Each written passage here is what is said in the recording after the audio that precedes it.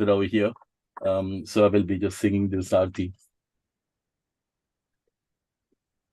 Hare Krishna, Damodarastakam ki jai. Namamishwaram sachetanandarupam lasatkundalam gokule brajamanam yashodabiyulokaladavamanam paramrustamatyantato drutya gopya rudantam muhurnitram yugmam rujantam Karambojayugmena satankanitram Muhuswasakam patrirekangkakanta Stita graivam damodaram bhaktibadam Iti drikswalila vayananda kunde Swagosham nimajantam akyapayantam Tadeye shitagneshu bhaktai jitatvam Puna prematastam sata vriti vande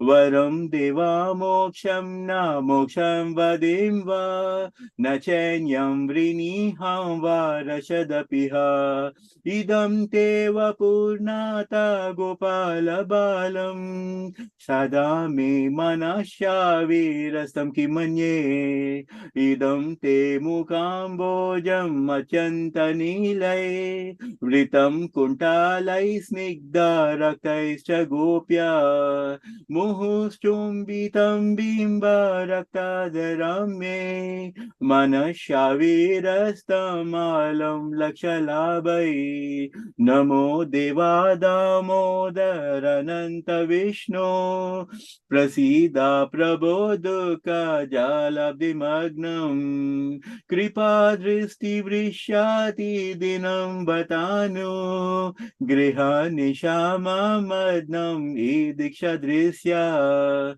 Kuveratma jaubadda mruchaiva yadvat Tvaya mochitau bhakti bhajau krutau cha Tata prema bhakti swakame prayacha Namokshe graho me sti damodareha Namaste stu damne sporadipti damne Tvadiyodarayata vishwasya damne Namo Radhikaya Tvadiya Priyaye Namo Nantalilaya Devaya Tubhyam Namaste Studamne Spuradipti Damne Tvadiyodarayata Vishwasya Damne Namo Radhikaya Tvadiya Priyaye Namo Nantalilaya Devaya Tubhyam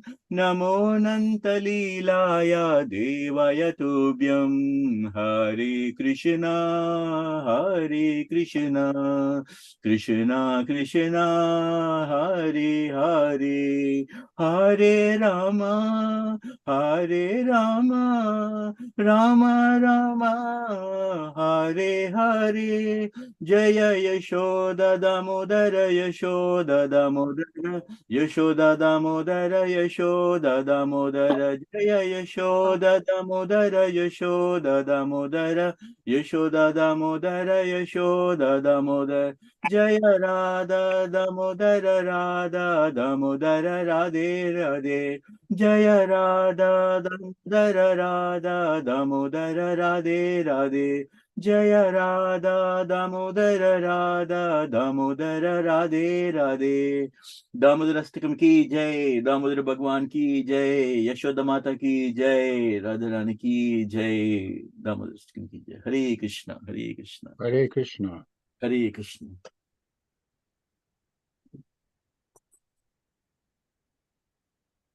Hare Krishna, everyone. I'm just going to pull out the site, and we want everyone to just recite the translation, Prabhuji. Hare Krishna, Sanchit Mukherjee. Hare Krishna, Priya ji. Debashish Prabhu, Hare Krishna. Hare Krishna Prabhu. So happy to see all of you. Very joyful as always. So I'm just going to be Of course, last week we did this beautiful song for Krishna, for Prabhupada. It's one of the beautiful song. We all know this one. So I'm just going to bring Damodarastikam, and it'll be really nice if all of us can take part in this last just one more week that we have. Let me just close this. Such a beautiful picture of Damodarastikam. And Ramnath Prabhuji, are you able to see this, Prabhuji? Would you be able to read? Yes. Yes, Prabhuji, please. The first one, Prabhuji, yeah. But yeah, get to the English. Yes, Prabhuji. It's in English only, Prabhuji. It's right now what we am showing.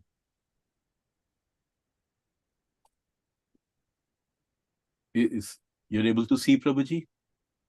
No. Oh, I'm seeing the first 4 verses in Sanskrit. okay, I think it's taking a bit of time, Prabhuji. It's very much, maybe it's just a network thing. Maybe in a few minutes it should Have be. someone else read. That's okay. Yeah, sure, Prabhuji. Ratan Prabhuji.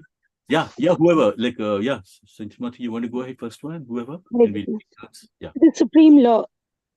To the Supreme Lord, whose form is the embodiment of eternal existence, knowledge, and bliss, whose shark-shaped earrings are swinging to and fro, who is beautifully shining in the divine realm of Gokula, who, due to the offense of breaking the pot of yogurt that his mother was churning into butter, and then stealing the butter that was kept hanging from a swing, is quickly running from the wooden grinding mortar in fear of Mother Yashoda, but who has been caught from behind by her, who ran after him with greater speed.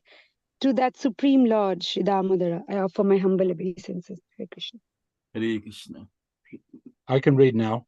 Yes, Prabhuji, please. Seeing the whipping stick in his mother's hand, he is crying and rubbing his eyes again and again with his 2 lotus hands.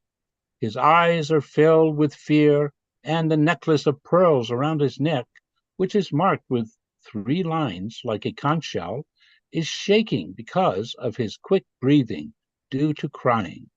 Due to this Supreme Lord, Sri Damodar, whose belly is bound not with ropes, but with his mother's pure love, I offer my humble obeisances.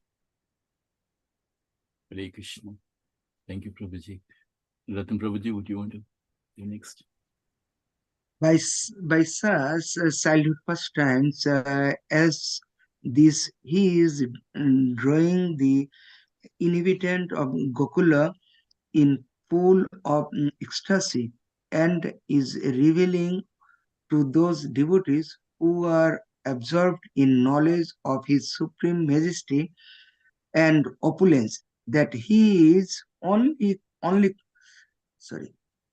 conquered by devotees whose pure love is imbued with intimacy and is free from all conception of awe and reverence.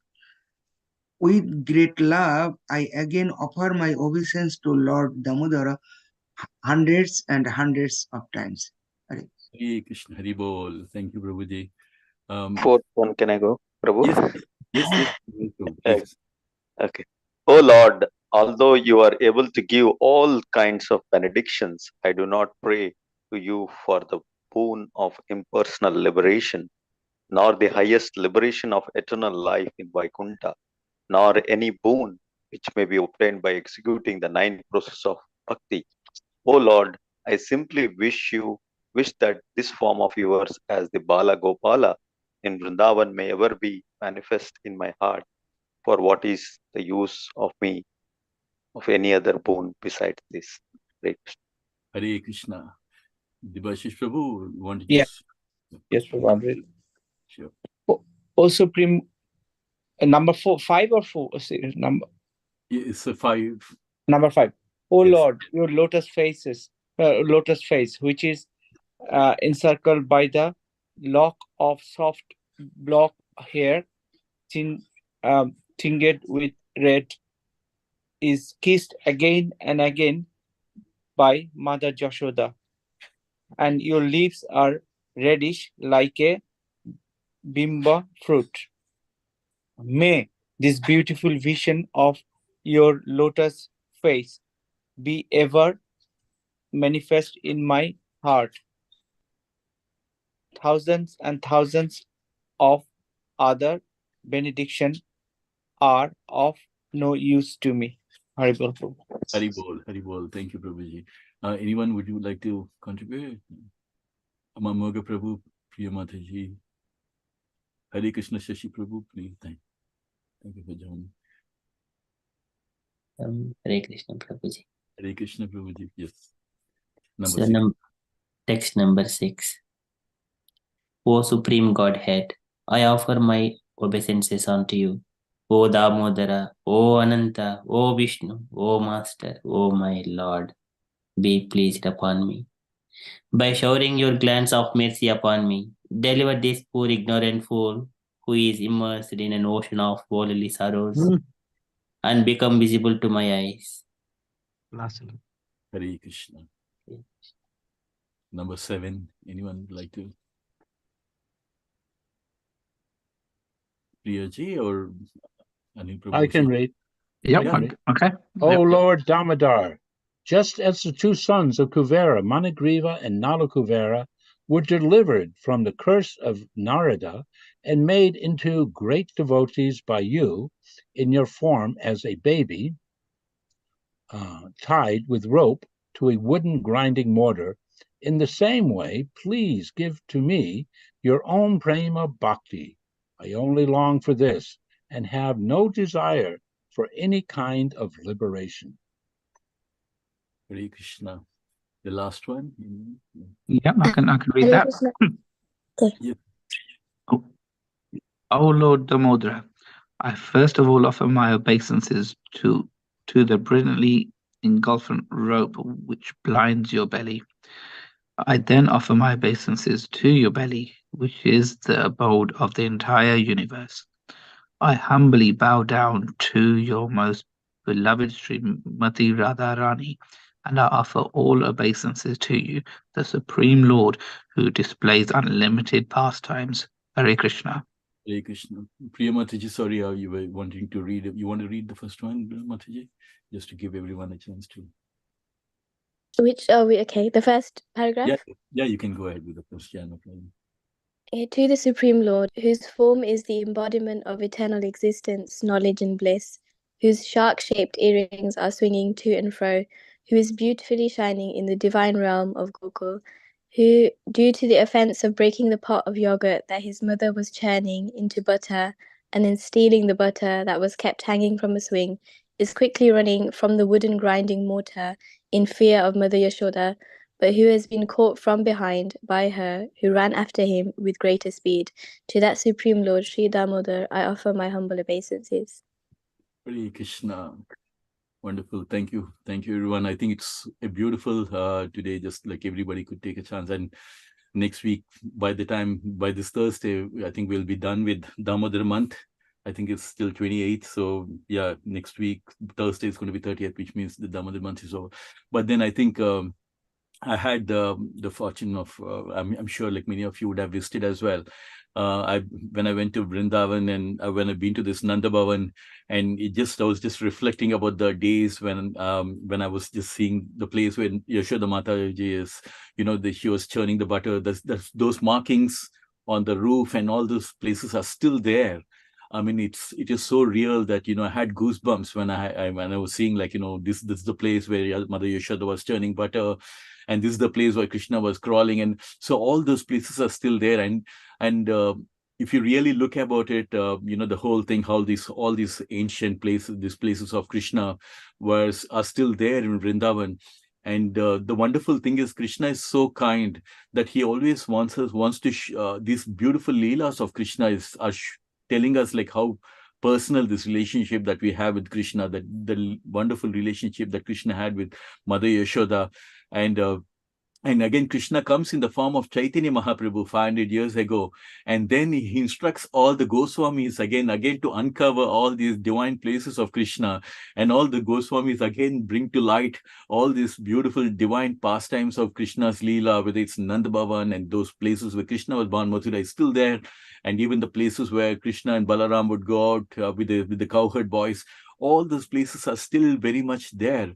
And I think when we initially we may go to Vrindavan to get an experience of Krishna, but when we go through this Krishna Katha and then we go to Vrindavan, we can literally bring to our vision all these beautiful places and really understand when this Damodarastakam, and where Satyvrata Muni, who has written this beautiful song, has mentioned such a beautiful way, and we can bring to light how Krishna must have been, baby Balakrishna must have been at that time, how he must have been, pulling this wooden grinding mortar. And I think I've seen in one of the video, one of the Dinabandhu Prabhu, Prabhupada's disciple, even showed even that the grinding mortar actually, which way Krishna was tied up to.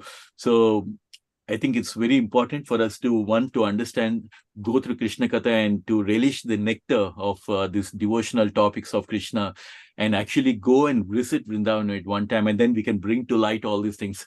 And I was thinking there's nothing more beautiful. Sometimes now that we're going through Krishna Katha and we covered so many chapters, but maybe at one time we should all go to Vrindavan and just go through this Krishna Katha and all the chapters, and just so that will make us literally live and feel like how beautiful it must have been. And this is so important, because that will help us in developing a wonderful personal relationship with Krishna, that God is not somewhere very far away, somewhere in heaven, as many people would like to think in other religious tradition, but Krishna is just sitting in our heart. Sarvasya chaham hridi sannivisto matasmitir jnanam apohanam cha. He's saying that he's sitting in everyone's heart. And as we make one step closer by reading Krishna Katha and just in the association of devotees, and Krishna is also reciprocating and giving us this beautiful nectar. And I remember the first time when I was just there in the Manna temple and was just being part of this Damodarastakam. They were singing and everybody were lighting the lamps. It's like, it was such a beautiful divine pastime of Krishna, like which we do it in the manner that all these different activities and different Damodar months will help us in advancing and towards Krishna Bhakti. And that's the only way we can understand Krishna Prema, only through Krishna Bhakti. And as Krishna Bhagavan says, Ananyas Chintayantoma ye jana paryupashate, Tesham nitya vyuktanam yogashaimam vahamyam, that when we take towards Krishna Bhakti, Krishna also reciprocates our devotion by showing all the divine leelas and so many things. We can have our own spiritual diary, how Krishna is reciprocating in our own lives as well. As we were just talking earlier, like how even Anil Prabhu was telling about how he's making such a nice change by associating with the devotees and how he's been feeling. So this is what Krishna does actually. By associating with the devotees, you slowly start developing this wonderful relation with Krishna, and try to understand more and more about Krishna. As we always do before the Krishna Katha, I recite the most important sloka from Bhagavad Gita, which is very relevant for Krishna Katha, where Krishna says, Janma karma cha dime divyam evam yo veti tatvataha kyaktadeham punarjanma naiti mameti so Arjuna, where Krishna is saying, any devotee who is listening to Krishna Katha, who is understanding this beautiful divine leelas of Krishna, and those devotees, once they leave this material world, will not come back here, but will directly go to Krishna Loka, the Goloka Vrindavan. So we can understand how purifying that going through this Krishna Katha in the association of devotees, when we relish the nectar of Krishna Katha, and that is when we can really feel how Krishna gets into our life and how he gives more and more chances for us to associate with the devotees and bring more and more. And as we recently had Govardhan Puja, which we had covered earlier, and then we had even Gopastami as well, just a couple of days back. And Gopastami is when actually Krishna was promoted to the role of taking care of the cows. Till then, he was taking care of the calves, and he was given this charge of taking care of the cows as well. And it's just amazing to understand these leelas. And I was just talking to somebody from the Goshala. I said, we should have actually done Go Puja during Gopashtami. That would have been really nice, actually, as a nice mark of the day when Krishna has been promoted to this level of taking care of the cows. So actually, we just covered some part where where we talked about. Sham. Yes, Sham Prabhuji. Prabhu. Yes, Prabhuji. Yes, Prabhuji. Sham. Yes, Prabhuji. I can hear you. Haribol. Haribol. Yes, Prabhuji. Yeah, in that regard, I think there's actually four times during the year that your services can be there with Go Puja. Janmastami, Govardhan Puja. What was the other one? Gopashtami. And yes. What was the one that you did before? Krishna Janmastami, Prabhuji, with Janmastami as well. Okay, and what was the other one you mentioned? Janmastami, Govardhan Puja. Is that four? Gopashtami, three. How many is that? Is that 4 or 3 festivals? 3 of them, Prabhuji. 3 of them. That's 3 occasions, Prabhuji. Krishna Janmastami, Govardhana Puja. Yes. Okay. Yeah. It's okay. 3 of them. Anyway, I would suggest you work it out with the managers there, that you make it a regular thing that you're involved with, and with a little bit of assistance and a little bit of promotion on their part, people will come for that. Yes, Prabhuji, I have taken your your advice, what you mentioned last time, and I did have a word with them. I told them, like, we should have actually done Go Puja for Gopashtami, very relevant to our Krishna consciousness. And the Prabhuji, he replied back saying that, yeah, I will definitely do it for next year. I think somehow they missed the point. But I felt like when we did Go Puja for both Krishna Janmastami as well as for next year, Puja, it requires organization ahead of time. That's all. Yes, Prabhuji. Yes, Prabhuji. And seeing the devotees, how wonderfully they have been involved. Good. When we did for both Janmashtami as Govardhan Puja, I was like so inspired, seeing how much the devotees were involved. So many families, they came, even though they were getting late, they still said, no, we want to make it. We want to come to the temple. We want to do the Go Puja. So we stayed back till 6 o'clock, continuing doing the puja. And it is nothing that's more precious than serving the devotees like that, Prabhuji. Yeah. So, and we will make it a formal thing next year to make sure even Gopashtami is covered as well. Exactly. I just see it as a way. Exactly. I see it as a way to expand the preaching and your involvement, and ultimately you should be training up other devotees to do it as well. So then it becomes regular. And it's not all the pressure on you, but it becomes a team. Yes, Prabhuji. A team of devotees. The beautiful thing about our devotee association, Prabhuji, like all of us, including the devotees who are there on this call, everybody is doing wonderful service in their own way in different departments and different places.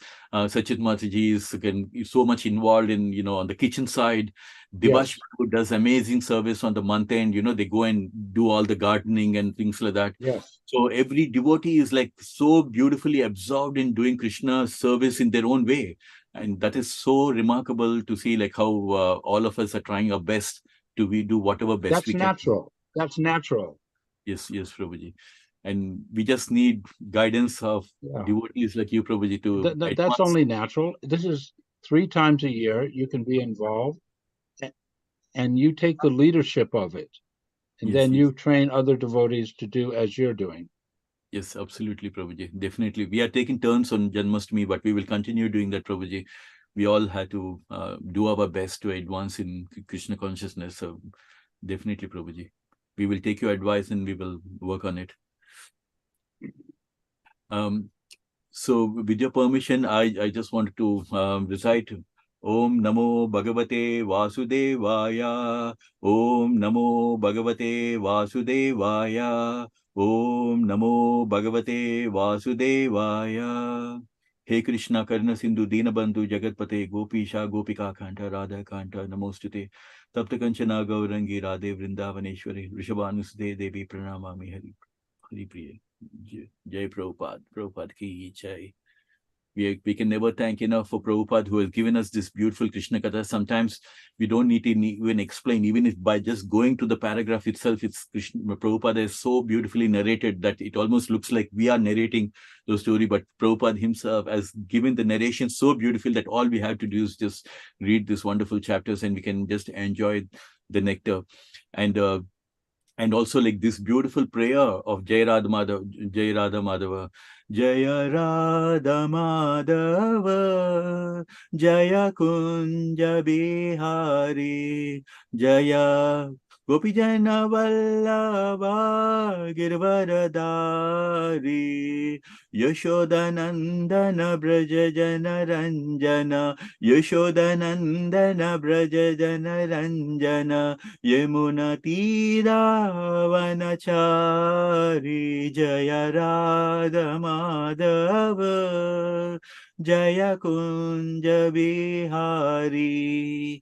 This beautiful song of Jai Radha Madhava is, I was just singing a bit because in this also it's been mentioned about Yashoda Nandana. That is how beautiful Krishna is always being addressed based on his leelas. And because it's Damodara month today, the way we always call out to Krishna is Yashodanandana, such a beautiful way, isn't it? So how Krishna is always glorifying everyone, and here he's glorifying even his mother also, like to be addressed as Yashodanandana. This is the benediction that Krishna gives to all his pure devotees, where he is in the initial chapters. We see in that how Yashodananda, Yashoda Mataji and Devika,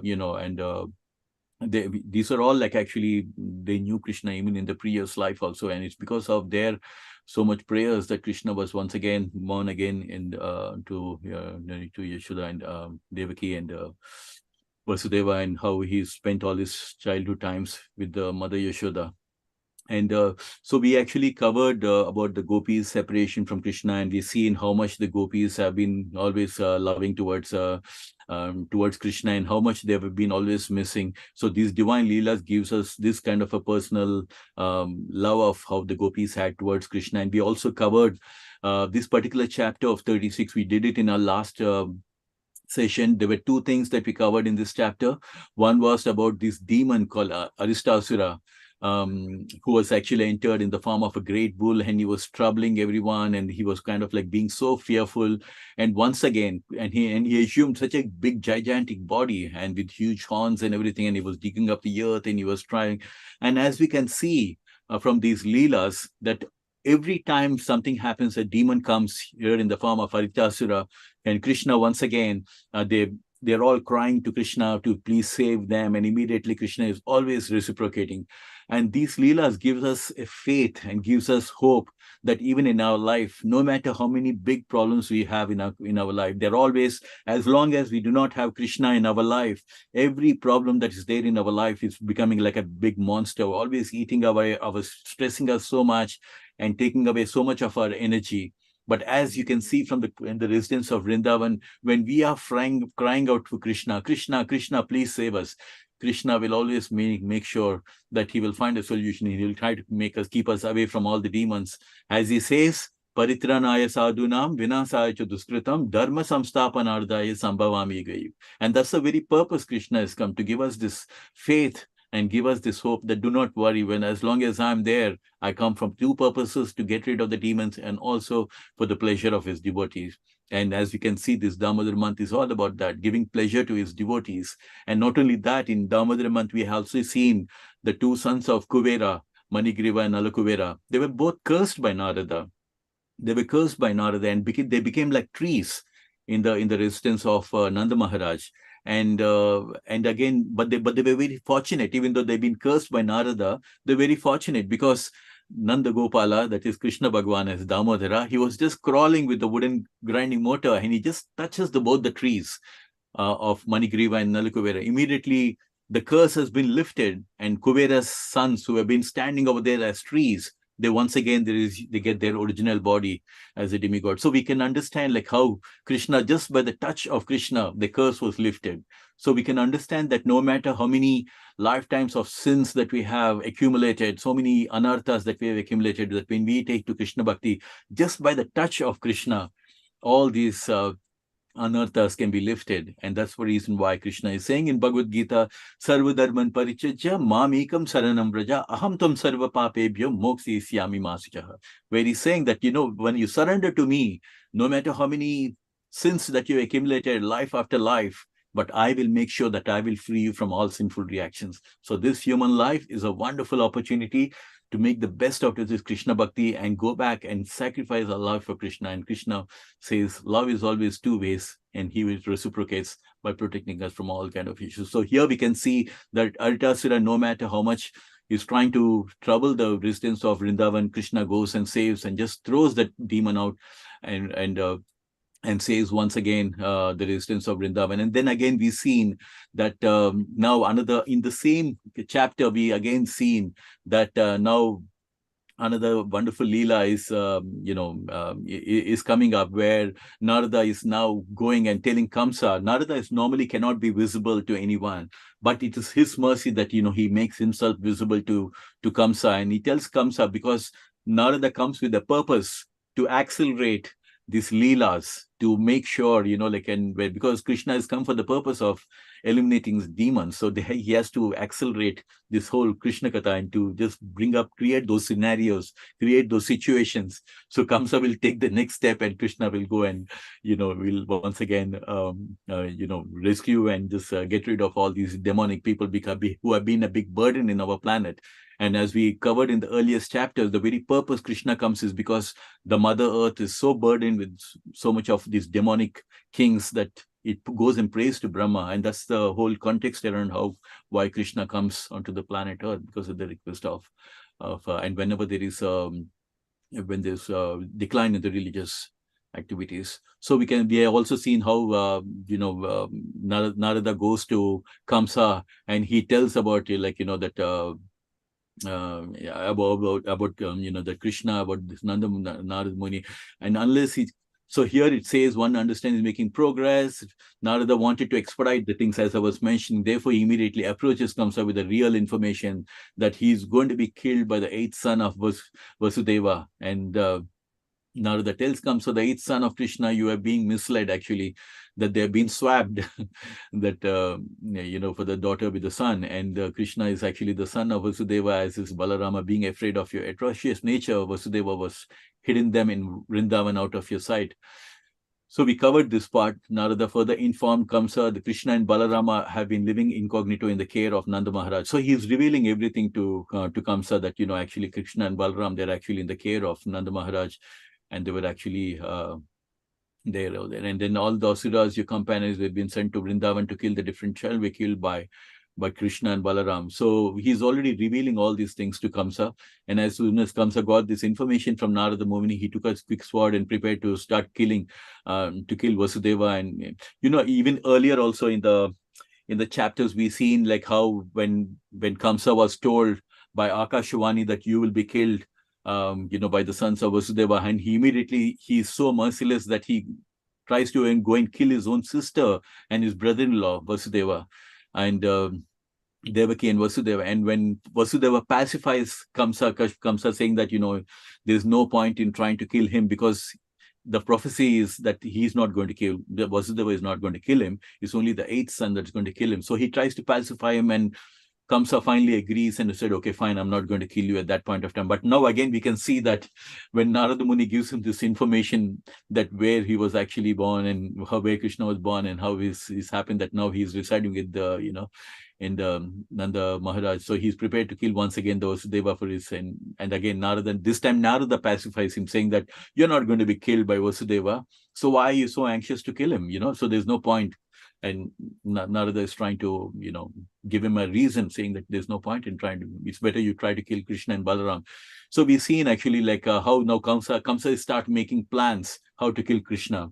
So he's trying to, there are multiple things that he was doing, which we covered. One, he's going to send his KC demon and ask him to go to Vrindavan immediately to kill Krishna and Balaram. So that's one other thing. And again, he also goes and tells his expert elephant trainers, as well as the wrestlers, Chaunura, Mustika, Sala, and Toshala, and tells them try to hear me clearly. At Nanda Maharaj's place in Vrindavan, there are two brothers, Krishna and Balaram. They're actually sons of Vasudeva. As you know, I'll be destined to be killed by the Krishna. There's a prophecy on this, to this effect. So now I'm requesting you to arrange for a wrestling match. So one, he's sending his Casey Damon. And second thing, he's arranging for a wrestling match with all the elephant trainers around there. And so basically, even at that point of time, because of the place was called as Bharatvarsh, so all for people from other different part of the country, they're going to come to witness this festival which they were having for all the wrestlers. So Kamsa is trying to make all the devious plans to get Krishna and Balaram to this place so that they can, when they can arrange for the wrestling match with all these wrestlers, Chandra, Mustika, and then that's another way Krishna wants to arrange for them to kill him. And then wrestling matches are still enjoyed by the place. And of course, we know that this is still happening out there, but even we can understand that so many things are coming right from the ancient times, including Holi and all this. So this is one of the things. And Kamsa was planning to arrange such a wrestling competition to invite to people. And he told the trainers also be sure to bring the elephants, Kovalya Pida. It is interesting, isn't it? Because even the elephants, they had a name, Kovalya Pida, and keep them at the gate of the wrestling arena and try to capture Krishna and Balaram on their arrival and have the elephants kill them. So we can see like he doesn't want to miss any opportunity. He's making all the plots ready to kill Krishna and Balaram, getting the Casey demon, getting the elephants to kill them. And he's also, now he's making another plan as well. So he's advised his friends to arrange for the worship of Lord Shiva by offering. And we know about this one form of Shiva. Shiva has many of these forms, like Kala Bhairava is one of the forms of Shiva, and this is worshipped by the demons who offer animals killed before him. So, and this process is still in India. Vaidyanath Dhamma, there's a place called Vaidyanath Dhamma where they offer animal sacrifices, and that's so this is another thing which he's arranging with the demonic friends to try and kill Balarama at that place where it's being offered for animal sacrifices as well, and which is called as Danud Yajna. So it's very interesting, like, in the ancient times where the Dwapar Yoga and Treta Yoga and all that, there were different sacrifices which was prescribed. As you can see here, one of the sacrifices called as Danud Yajna. But again, in Kali Yuga, the only sacrifice that has been mentioned is the Sankirtana Yajna. That is the yajna that is prescribed mainly for Kali Yuga. But in the ancient times, there were a lot of sacrifices that were done like this. And then he's making another plan, apart from getting his wrestlers and, getting the elephants ready to kill Krishna. He's also making another place where he's calling the Akrura. He's one of the descendants from the Yadava family as well. And he's telling Yadava, Akrura, that I have no better friends. And so he's trying to send even Akrura to Nanda Maharaj and somehow to pacify Nanda Maharaj and try to get the boys prepared like Krishna and Balaram and bring them to this place where Kamsa is arranging for this. And he's telling the thing is, like, he's telling all his plans also. He's telling Akrura also that his plan is to kill the two boys, Krishna and Balaram. And he's telling them as soon as they come to the gate, there'll be a giant element, Kovalya Pida, waiting, and possibly he'll be able to kill him. But somehow, if they escape, then they will meet with the wrestlers who will be killed. Then will be killed by them. So you can see, like, he's making plan A and plan B. Plan A doesn't work, then the plan B, they'll be killed by the wrestlers. And he's saying that, and not only that, and he's so demoniac in his mentality, and these things are very important for us because it helps us to contemplate. Because, in the ancient times, in different yogas, the demons and the devatas used to live on different planets. And later again, they started living in the same planet, but different families. And then later again in Dwapar Yoga, you find demonic and divine people as living as different relatives of the same family clan. As you can see, Dhritarashtra and the Pandava family as well, Pandu family as well, coming from the same family, but again as two different divine people and demoniac people. But in Kali Yuga, it said that, both the demons and demonic divine things, everything is in the same person. So you can see from yuga after yuga how these things have been changing. First, there were divine people and demonic people in different planets. Next, they're living in the same planet and again coming under the same family clan. And now in Kali Yuga, you have both the demonic and divine things again in the same person as well. So we have to, these things will help us to reflect, and Bhagavad Gita and Krishna Katha will help us to contemplate and reflect, because even in all of us, there is a good dog and a bad dog, but it's all about how we kind of take to Krishna consciousness, and in the association of devotees, how we kind of like try to, see the other side of how we can, get into the divine side of it and not from the demonic side. And here you can see that how Kamsa is trying to make his plans to send Akrura to get Krishna and Balaram, so that they can, and he's saying, and he's also telling, like sometimes we tell, like, people, if you want to have somebody's favor, we'll say, okay, can you take my car? If you want somebody to do a favor for you, you'll say, yeah, can you take my brand car, and just so that you can get my work done. So here he's trying to send Akrura to go and get to send them to Nanda Maharaj, so that he can go and get both of them.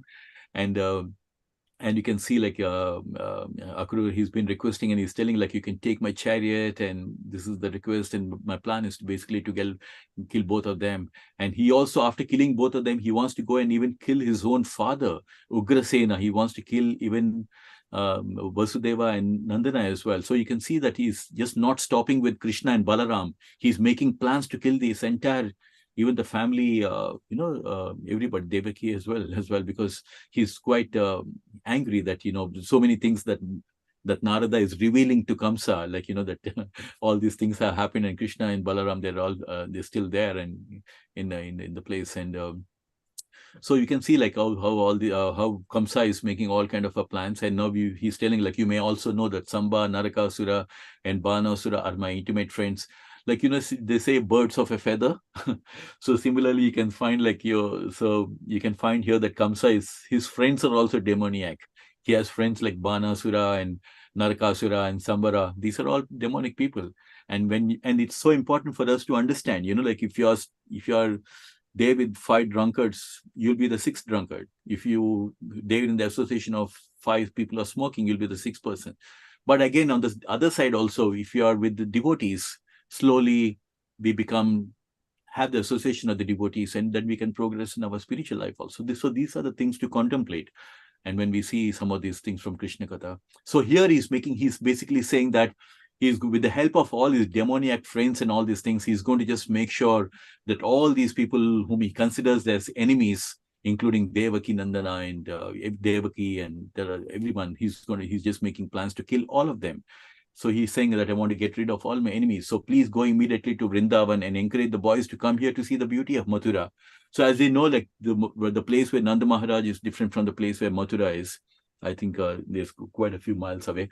So he's just trying to make this invitation for asking Akrura to go and get Krishna and Balaram.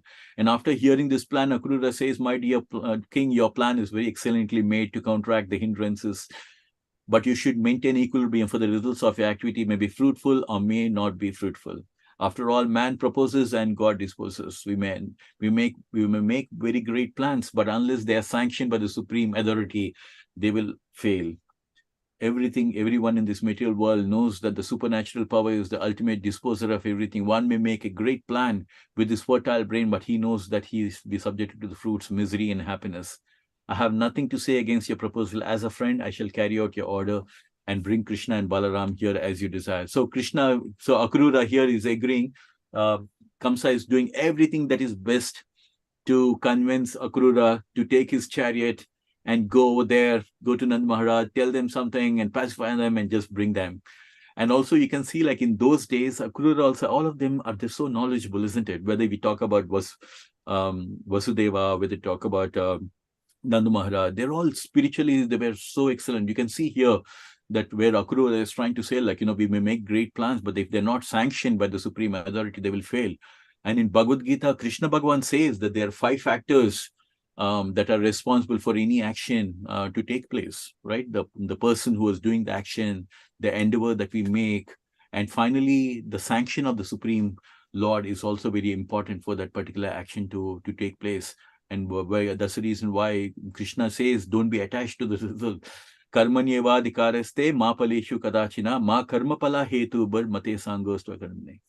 You have the right to perform your prescribed duty, but you're not entitled to the fruits of your action. Never consider yourself to be the cause or the results of your activity, and never be attached to not doing your duty. And Krishna says in Bhagavad Gita very nicely about how the process, how to work in this material world, that you need to work, you need to give your best, but don't be attached to your results. And we've seen last week when India lost the finals, and we were all so depressed, and everybody were like very upset that India lost the final World Cup with Australia. But then, we never know. Unless there's a sanction of the Lord, nothing happens, and everything happens for a reason. We do not know the higher picture. And that's the reason why Krishna says, Yogastu kara karmani sangam chakas dhananjaya siddha siddhiyo samobhutva samatma yoga ichate. Perform your duty, equip us to Arjuna, abandon all attachment to success or failure. And that's being eco-minded. That's the whole principle of yoga. So which is what Krishna is saying. So we can find that people are so spiritual, even in those days, that as you can see, Akrura is so knowledgeable, is seeing that you can make all your plans, but unless Krishna sanctions it, nothing can happen. So this is where we have actually left, there. We just wanted to just recap and just kind of like bring to our mind, because we couldn't cover something in the last week.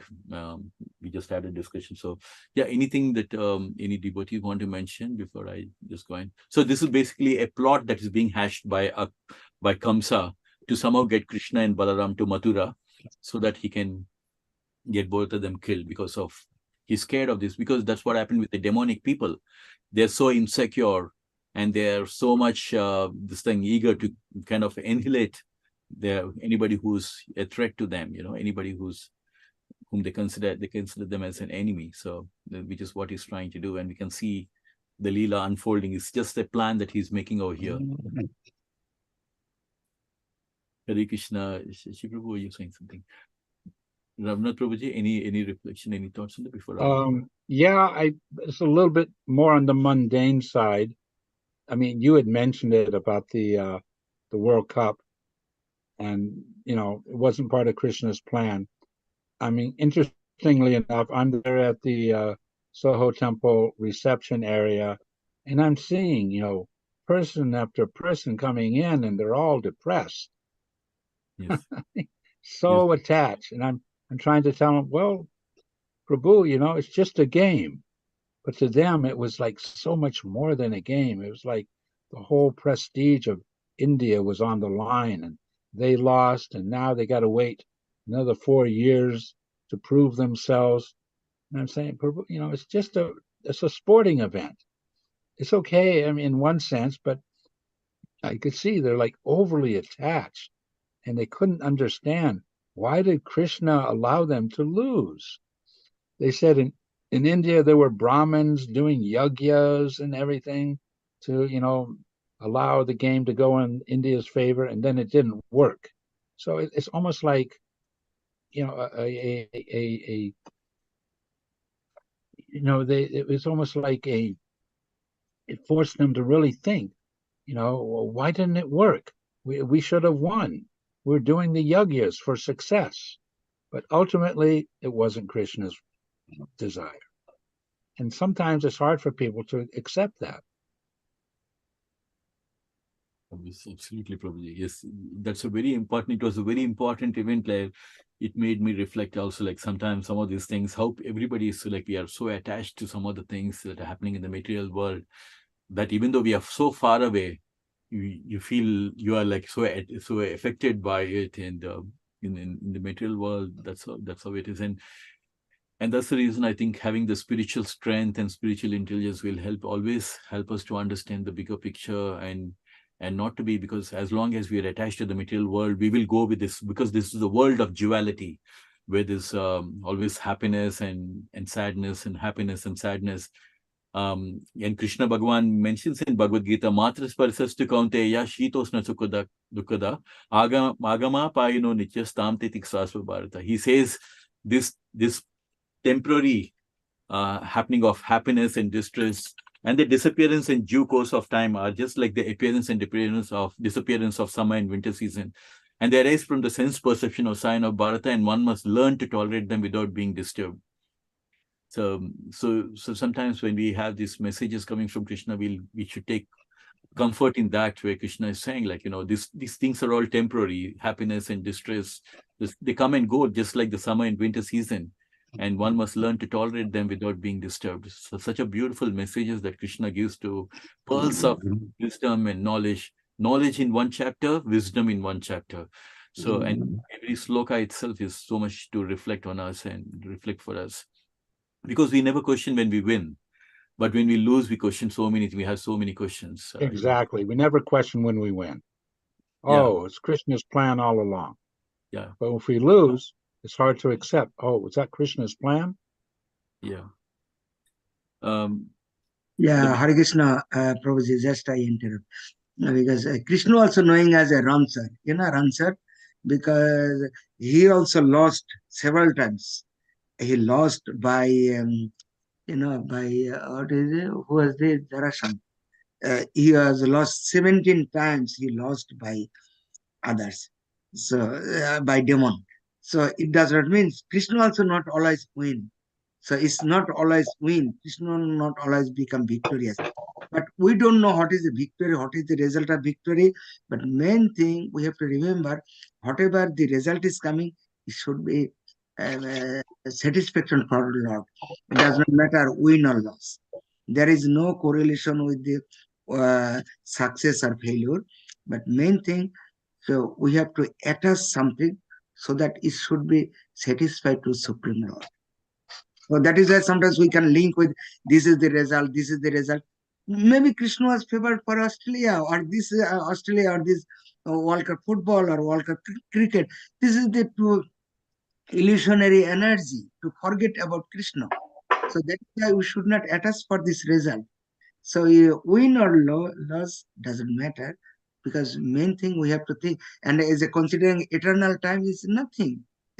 People are thinking, oh, this is every 4 years, every like this, a long time, how it will come, and they are only thinking how to win, but we don't know how to win to Maya. They never think about it. We're not thinking about how to overcome the illusory energy. This is the Maya, the Krishna's external energy. So because this thing is how to forget Krishna, maybe such kind of things. And maybe some other team, they're thinking more about Supreme or something. We don't know, because it's Krishna's plan, everything. So main thing, we can think about little part, but we don't know about Krishna's hand. What is he has planned? Even he was several times lost by, who was the king? What is the name of the demon? He was taking Krishna Balaram. Krishna was taking up, because Krishna also lost by many others, many events. Krishna also himself also not always victorious. So we have to think about it. Hare Krishna. Absolutely wonderful. I mean, yeah, I think this is the time when we really need from a spiritual point of view to understand, because otherwise we can like as I said, we are not there also, but so many thousands of miles away you can find how people are impacted. So it's very important for us to understand. Otherwise we can easily get carried away by the things which are happening in the material world. And it takes a lot of time for us to recover, because we are so carried away, because that's what happens in the material world. Is these three gunas that we have, it's very difficult to overcome. And unless we put Krishna in the center and work towards Krishna, and the biggest, because we are always looking at success and failure as our goals. But actually what Krishna's message in Bhagavad Gita is like, you do your dharma and do it as an offering to me. And that should be the highest success. And then don't bother about the success and failure, and in fact, so nicely he tries to pacify even when Arjuna was not ready to fight. He hatova prapsasi swargam jitva va boksasi mahim tasmat uttistaya kauntaya yuddhaya krita nischaya. Either Arjuna, either you'll be killed on this battlefield and attain the heavenly planets, or you will win this battlefield and enjoy a royal kingdom. So just go ahead and fight. So our duty should be just that we are just doing it as a fight and doing it as an offering to Krishna, not to be worried about the success or failure. But of course, in material world, normally we don't do anything as an offering for Krishna. We just go and do everything, and then but if we don't succeed, we blame God for everything. Yeah, Thank you. indeed. Hare Krishna Prabhuji, maybe a little addition. Because Krishna never also in the scripture is not recommendation anything about Shakam Karma. Because Shakam Karma, because when someone does Jaggar, this is a demoniac tendency. So because I like to win, I like to victor, I like to get this thing, this Shakam Karma, although people can do that, but this is not as a real real purpose of karma. Because we cannot do any spiritual aspects linked with material gain. So that means material gain or material something, achievement something is not, we cannot do some spiritual aspects. So that is a nam aparad. Sometimes we can do something, one of the aparad. Because if I do nam Hare Krishna holy name, then my aparad will be out. So we cannot mix up this thing. So that is why sometimes people are doing jagga or something to win such kind of thing. Shakam karma. No, it's not recommendation. Because if you go deeply in the scripture, the conclusion is we cannot do such kind of shakam karma. It should be only for satisfaction for the person. Means nishkam. Absolutely. That's the whole message of Bhagavan Sri Krishna. Tasmat sarveshu kaleshu mam anusmaryuddhya mayarpito mano buddhi mam evesisya samsaya. Always think of me in the form of Krishna, and at the same time carry out your duty of prescribed duty of fighting. With your mind attached to me, you will surely attain me. So this is Krishna's recommendation. This is what Krishna is saying. Just always, whatever you're doing, just always think of me in the form of Krishna, and then carry out doing your prescribed duty of fighting. And this is what should be at it. But in this material world, we just remove God out of the equation. But if anything doesn't go right, then we will immediately say, why didn't God help us, kind of thing? Because we never done anything as an offering to God. So spiritually, that's what it is. And everything has a reaction. And how do we make sure we don't get this reaction? Is because when we do everything as an offering to Krishna, that's when we will not have the reaction for any karma that we do, because we are doing it for Krishna. Hare Krishna, Prabhuji. Amoga Prabhu, yes, please, Prabhuji, anything you want to add to? So just one point. So generally in our day-to-day life, whenever we think, first I wanted to study and then earn money and then settle family, have nice wife, children, everything is going well, then I go to Krishna consciousness, I'll take the Bhakti Patha. So that is generally people think, first adjust to the material things, then I go to devotional thing. So that is the wrong perception. So that is, Prabhupada says, that is, so just, those are all temporary things. They do not adjust together at any point of time. Even though you make whatever the endeavor you try to do it, it will not get adjusted. First, you put the center point first, and then all material things will get adjusted accordingly. So Prabhupada says very beautifully. So Prabhupada, with his personal life, he used to say, first I'll make these things, let family settle, and then I'll surrender myself. Then Prabhupada was explaining this one about his pastimes. Wonderful. Yes, definitely, Prabhuji. I mean, I somehow I feel like the biggest inspiration for all of us is actually our spiritual master Prabhupada's life himself. Like how much of faith on the Jaladut, he suffered heart attacks. He never questioned Krishna's prema. Just, I'm going on Krishna's mission. And this is what is the biggest example, isn't it? Because he went on Krishna's mission and he knew that Krishna is going to protect him. And Krishna always protected him. Even when he was there, people stole his typewriter, people stole his boxes and everything, but he never lost hope in that. And still went on and on and on. Even when he was in Delhi, he was just, some bull hit Prabhupada and Prabhupada fell in it. He injured himself. And he was actually going and doing everything about Krishna, writing books and publishing and doing all these things. Even at that time, he never questioned the thing. So all these things are happening in the material world, but not losing the sight of our main goal, that doing everything for Krishna. Somehow or the other, as you mentioned, Maga Prabhu, everything gets adjusted. And that's what happened. That no matter how many difficulties came in the way of Prabhupada, he didn't even knew whom he was going to meet in US. He never even knew what's going to happen, how these things. Everything was being somehow got adjusted, as you mentioned. Everything got arranged, and no better than Ramnath Prabhu, who can just share more. I mean, for us, Ramnath Prabhu, I have no words to say how inspiring it is. Like for so many decades, how all the devotees, senior devotees, have been carrying this legacy forward and just passing on to us and guiding us, and we feel extremely humbled and and inspired actually that how the legacy is being carried of Krishna and Prabhupada has assured that in future, yes, even before Prabhupada left also, he was very confident that yes, devotees are there who have been so strongly following, that he was sure that it's going to carry on. Yeah, I'm sometimes just surprised to see.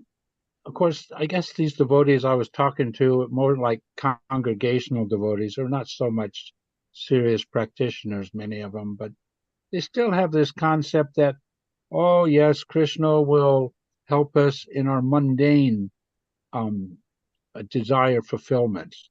We want India to win. We worship Krishna so that India will win the World Cup. But it's totally mundane. They think that by winning the World Cup, the prestige of India around the world will grow. But that's not the real wealth of India. I was trying to explain to them. The real wealth of India is in its spiritual culture. That's how you'll actually spread the real glories of India, not that they have some superior athletic cricket team. And somehow or other in one game, the ball bounced the right way and they win, and the other team loses. So well, in general, devotees sometimes confuse karma mishra bhakti for real bhakti, which is usual. Yes, we worship Krishna, but we worship Krishna for material results rather than worshiping Krishna to advance in developing our love for Krishna and our remembrance of Krishna and becoming purified so that we can advance in Krishna consciousness. They see it as we worship Krishna, but we want Krishna to serve us. We want India to win. We do a yajna. Please, Krishna, we're doing a yajna very nicely. Now you're obliged to serve us. No, that's not how it works. And then when they lose, it's like, why didn't we win? Why didn't we win? Maybe Krishna's not real. Maybe something's wrong.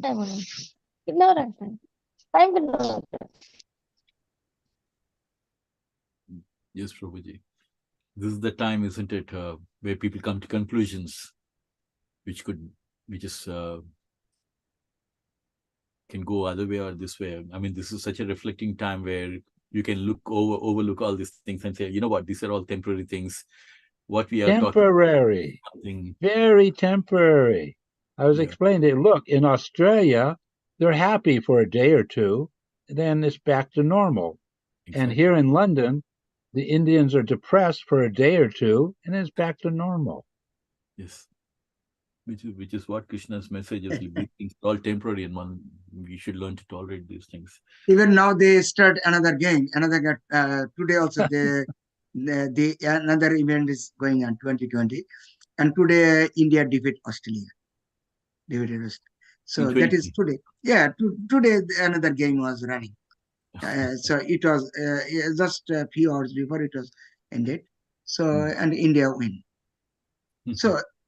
But the point is, it doesn't matter the India win or lose, because the Sydney temple also in Australia, some other Krishna devotees in Australia, Melbourne temple is there, some devotees are there.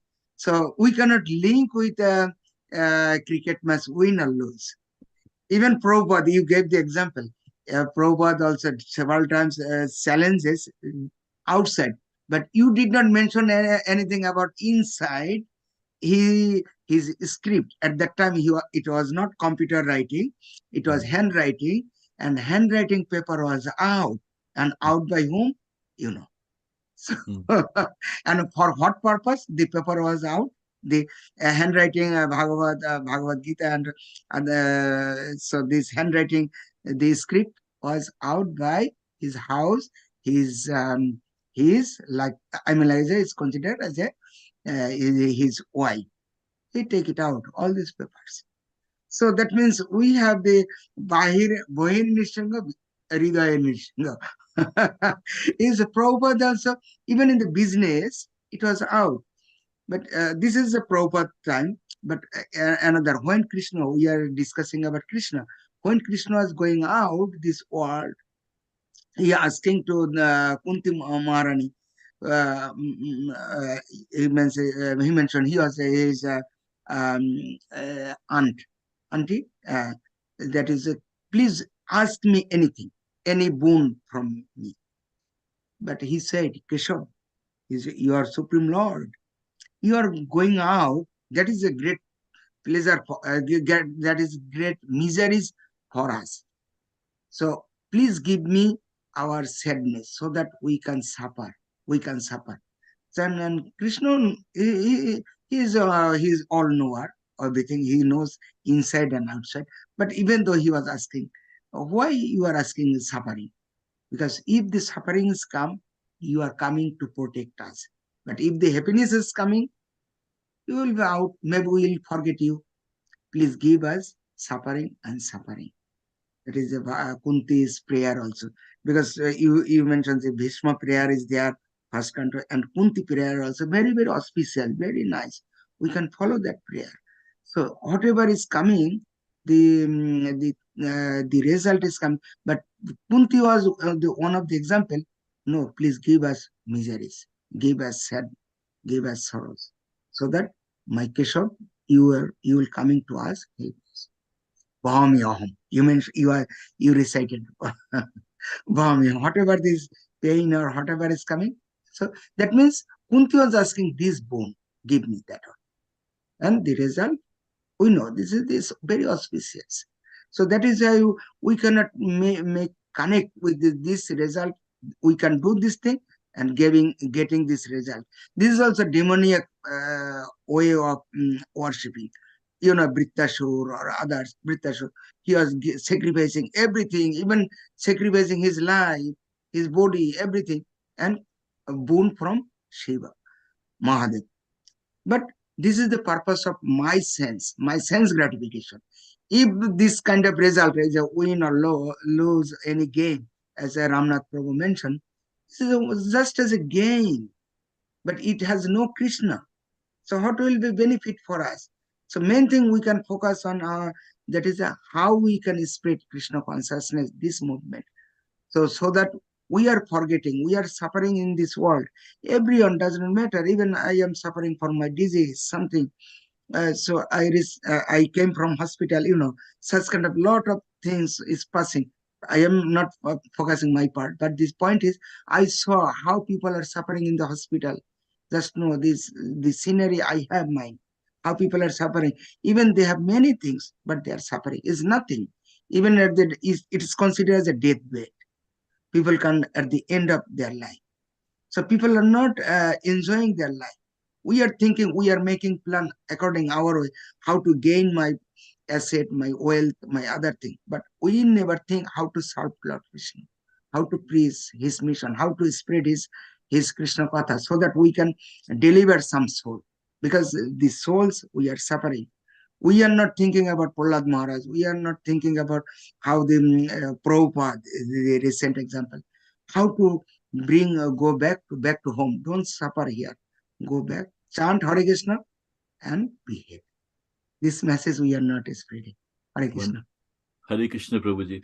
And on this beautiful, it's very so nicely you mentioned, Ratan Prabhu. I think we pearls of wisdom actually coming from you, and of course you've been through, and Krishna is always going to protect. And I when you mentioned about you going to the hospital also, I was just like, I was so sure, because I know you're such a wonderful devotee of Krishna, and I knew that Krishna was always going to protect you. I had that confidence, and I always used to say, think to myself, you know what, Krishna is there for the devotees, and we'll always, anything that happens, Krishna is always going to be there to take care.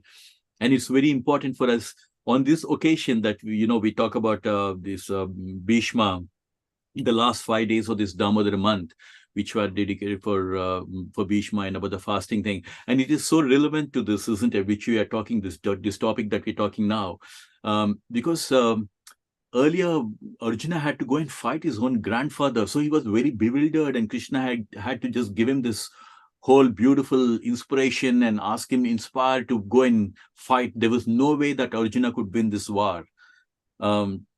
but then Krishna inspired Arjuna. He just said, like, just do your dharma and do it for me. And finally Arjuna said, okay, fine, Krishna, I'm going to fight this war for your satisfaction. And he went and fought the war. There was no way he could win it, but he did it as an offering to Krishna. He did it. He fought the battlefield of Kurukshetra was fought for Krishna. And finally Krishna's, with the help of Krishna, they won the war. It was Krishna because of whom they won the war. And they won the war against the greatest Kauravas and all these things. But again, if you see, so much relating to this this match that we're talking about, if you think about the Pandavas, they won actually the war. This war is greater than even the cricket match. It's a world war. They won the world war, the Pandavas. But again, after winning the whole war, they were depressed. So much of bloodshed, so much of thing. And today's thing is so relevant. I'm just bringing up because this whole Vishnu Sahasranama came up because of this thing. They won the war, and still Yudhishthira was so depressed seeing so much of bloodshed. Everybody got killed except the Pandavas. And then he, again, even that is a cause for lamentation. Again, he goes to Krishna saying, Krishna, what is the, okay, we won just like how we won the cricket match. We win the cricket match sometimes. Like here, even the Pandavas, they won the match. And they're saying they still were not happy. And they went to Krishna saying, Krishna, what is all this? We won the battlefield, all right. But we are so sad, like so many people got killed. And this is like how the pure devotees are, right? I mean, even when they see, like, even though their enemies were killed, still they were not happy, because this is what pure devotees are like.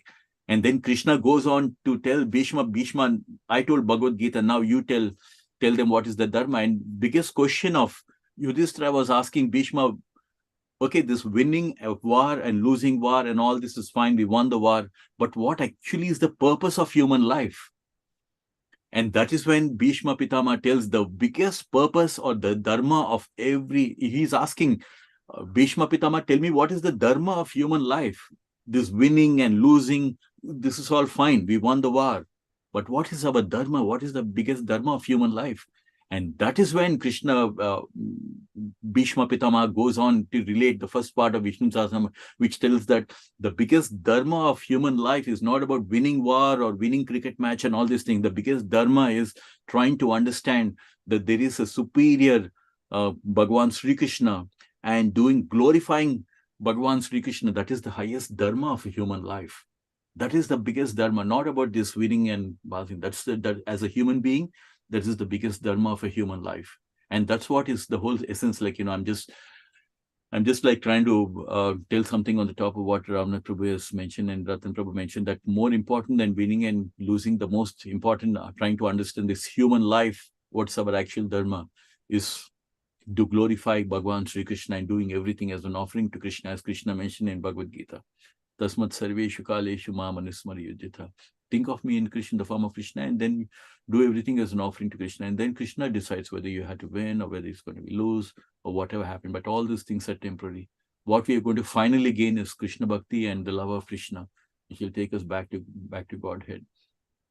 I just wanted to mention, like, it's with everyone devotees' permission, like this just 923 Ramnath Prabhu.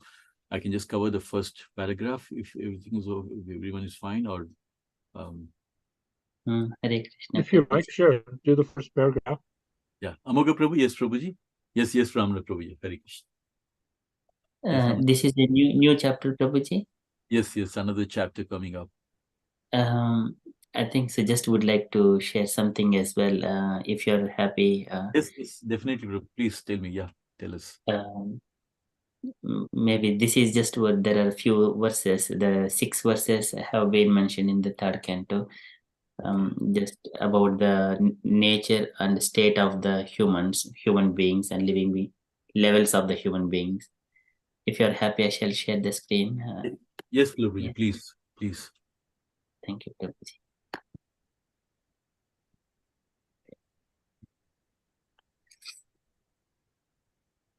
So this is Kapila Bhagavan gives the people of the society, human society, or living beings. So what is the level of and what is the topmost? If you could you please read, Prabhuji, from 28 onwards? Yeah, sure. Yeah, sure. Yeah. Will you start, or I can? Yes, yeah, Ratan Prabhu, please. Okay. Living entities are superior to inanimate object, O blessed mother, and among them living entities who display life symptom are better. Animal with developed consciousness are better than them, and better still are those who have developed sense perception. I just one remark. Is Kapila Dev mentioned to devotees his mother? Yeah, Hare Krishna, please go ahead. Yeah, sure, Prabhuji. Anyone else wants to read this? Second one, shall I read the? Okay, I'll read the second one. Text number 29. Among the living entities who have developed sense perception, those who have developed the sense of taste are better than those who have developed only the sense of touch. Better than them are those who have developed the sense of smell, and better still are those who have developed the sense of hearing. Wonderful. Very, very enlightening. And then text number 30, I'll just continue. Better than those living entities who perceive sound are those who can distinguish between one form and another. Better than them are those who have developed upper and lower set of teeth, and better still are those who have many legs. Better than them are the quadrupeds, and better still are the human beings. And among human beings, the society which is divided according to quality and work is best. And in that society, the intelligent men who are designated as Brahmanas are the best. And among the Brahmanas, one who studies the Vedas is the best. And among the Brahmanas who have studied the Vedas, one who knows the actual purpose of the Vedas is the best. Oh, wonderful.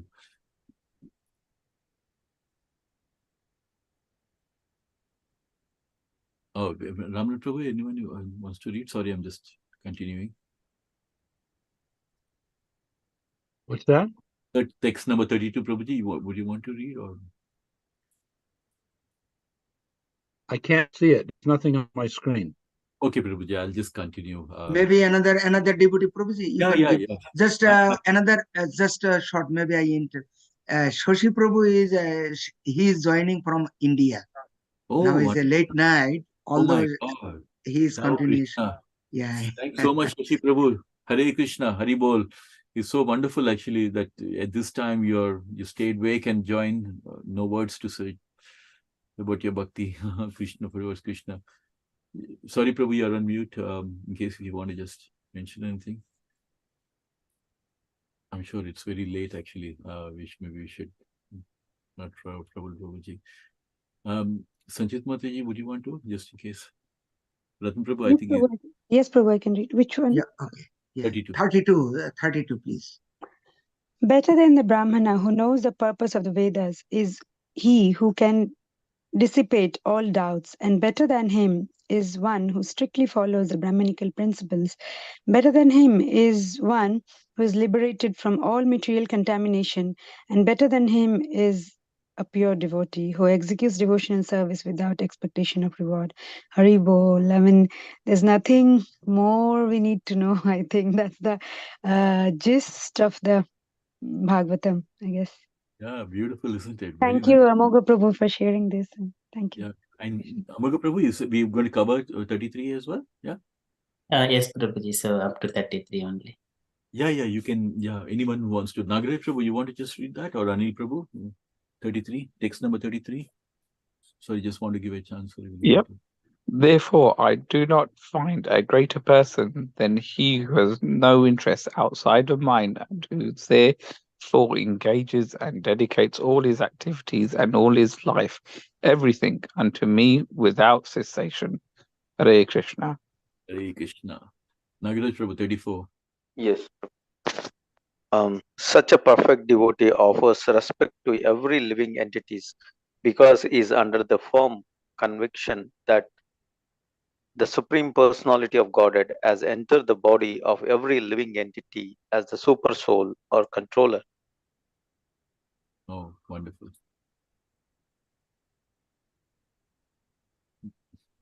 My dear mother, O daughter of Manu, a devotee who applies the science of devotional service and mystic yoga in this way can achieve the abode of the Supreme Person simply by that devotional service.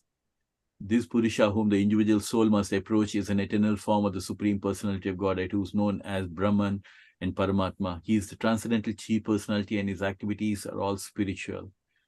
The time factor who causes the transformation of the various material manifestation is another feature of the Supreme Personal Godhead. Anyone who do not know that time is the same Supreme Personality is afraid of the time factor. Hare Krishna.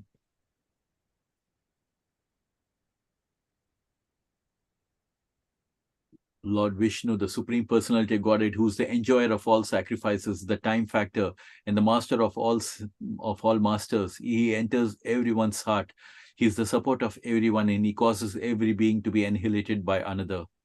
No one is dear to the Supreme Personality Godhead, nor is anyone his enemy or friend, but he gives inspiration to those who have not forgotten him and destroys those who have. And out of fear of the Supreme Personality Godhead, the wind blows. Out of fear of him, the sun shines. And out of fear of him, the rain pours forth showers. And out of fear of him, the host of heavenly bodies shed their luster. And out of fear of the Supreme Personal God, the trees, creepers, herbs, and seasonal plants and flowers blossom, fructify, each in its own season. And out of fear of the Supreme Personality of Godhead, the sky allows outer space to accommodate all the various planets which hold innumerable living entities. The total universal body expands with its 7 coverings under his supreme control. Wow, that's amazing. Out of fear of the Supreme Personality of Godhead, the directing demigods in charge of the modes of the material nature carry out the functions of creating, maintenance, and destruction. Everything animate and inanimate within this material world is under their control. The eternal time factor has no beginning or end. It is a representative of the eternal personal God and the maker of the criminal world. It brings about an end of the phenomenal world. It carries on the work of the creation by bringing an individual into existence from another, and likewise it dissolves the universe by destroying the Lord of Death, even by the Lord of Death, Yamaraj. Wonderful, Prabhuji. Thanks so much for sharing this from Bhagavatam. It's always pure nectar to always read this explanation, very spiritual, and it gives us a knowledge about what is more important, the devotional services, what is higher. Because yes, there is so beautiful. Yes, this is where if we once again look back our reflection where Prabhupada has given to us, whatever he has given to us, and what is his expectation about all the living entities to take Krishna consciousness to stand in the very high level, top level, the highest elevation stage. Yes, absolutely, Prabhuji. Very, very nice. I mean, it's so even just reading also we feel like it's so blissful to do that. Hare Krishna. Thank you, Prabhu.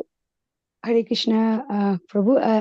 Prabhu, I know, Prabhu, I think we all getting you late to start the chapter, but what Amogha Prabhu was telling before this, I had a question, and if I don't want to do any offense, but if I could, I mean, as a doubt, not to question in that sense, I know the answer, and I'm just trying to just be smart, but I really want to know one of the things that Amogha Prabhu said, but if I may I ask? Yeah, please. Yeah, so when you said very practical, of course, we first try to balance our material life as the different things we do, and then when situation is suitable, we take this path of bhakti. So I don't know whether I should be saying this or not, but when we think about Prabhupada, I don't want to make any offense. I'm telling it again. So, I mean, when his Guru Maharaj, he gave him instruction to go travel around the world and spread Krishna consciousness, he did mention that of course, we always know that we have to follow our Guru's instructions, which is very vital. But immediately he was not able to do. Of course, he did the preparatory things like translating books and doing other things like going to Jhansi, trying the League of Devotees and all. He did so many things, and that was, I think, many years. And only when, how should I say, in his family also, when we read his the pastimes, we hear he was translating Bhagavatam, and his wife, she sold the manuscript for some tea biscuits or something like that. That's what we read. So, and then he got, and before that, of course, his pharmacy business, which he had, because he was in Jhansi trying to open something on Krishna consciousness there, but it did not work during that time. His business, in Allahabad, it was all the theft that happened and all that. His son was not able to manage, and he lost a lot of money. And then he took it as Krishna's plan that now, like, he suffered financial loss. And then later this thing with his wife happened. And then he thought, like, now is the time, like, I should take sannyas, that all the children are grown up. His sons can get his daughter married and all. So, but still, till some extent, he's still thinking that now they can look after each other and maybe they don't need me. And then he took sannyas. So, like, what is your take on this? It's a very beautiful thing, Mataji. So it is a reflection. It is a nigama kalpatarur ghalitam phalam sukumkadam rasadrava samvitam. So here, it is a nigama kalpataru. Prabhupada's life, whatever we want, we have got it. Whatever the reflection, we take it. So Prabhupada is every point in our one's life, it is happening, either good or bad. It is a small dots. It will be combined together at the later stages. And from the Prabhupada's life, we could see it. But generally, in our day-to-day life, from the materialistic point of view, when we live, I wanted to do job, but sometimes the ups and downs comes. It is very difficult to balance because there is no center point. We try to put this one puzzle one side, but other thing, it will not get settled. So Prabhupada was explaining that one. First, we have to put the center point, then all the puzzles will be arranged together. And Prabhupada was mentioning that one. I'll find that one, and then I'll. It will be very nice. Maybe I might not have put up in the right way. They just was mentioning. First, keep the Krishna in the center and try to put all other puzzles. They will come together nicely. That is the takeaway from that one. And if we try to put the other things, material activities or material adjustments first, it will never ever settle down in anyone's life. Just it will keep on increasing the pain and anxiety. That is the man-made plan. When we put Krishna in the middle and try to adjust everything. So today I have to chant, and then based on that, material activities will get adjusted automatically. When we don't do this one, and everything I wanted to do, wake up early morning and get ready and go to office and come home, and then I will do chant. That things may not be in the right manner. Of course, we may do it a little bit, but it may not be 100%. The satisfaction will be, there will be less of, there will be some kind of dissatisfaction in our life when we do like that.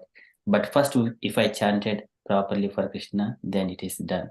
And the rest of all material activities, they get adjusted automatically. We could see practically in our life.